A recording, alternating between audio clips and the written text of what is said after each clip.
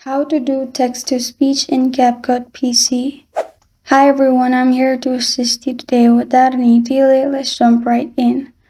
First, open Capcut PC and import the video or the picture. After that, on the left side, click on Text. After you've clicked on Text, simply click on Default Text. Then it will be added to your timeline. Then on the right side, simply type in what you want to add as your text. And below that, change your font size as you want. After your font size is done, click on Effects on the top right.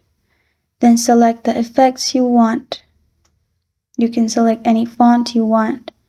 After you have selected it, it will be transferred to that font. Then at the top, click on Text-to-Speech. You'll find different voices. Select the voice you want. Then press on Generate Speech below it, which will generate text-to-speech.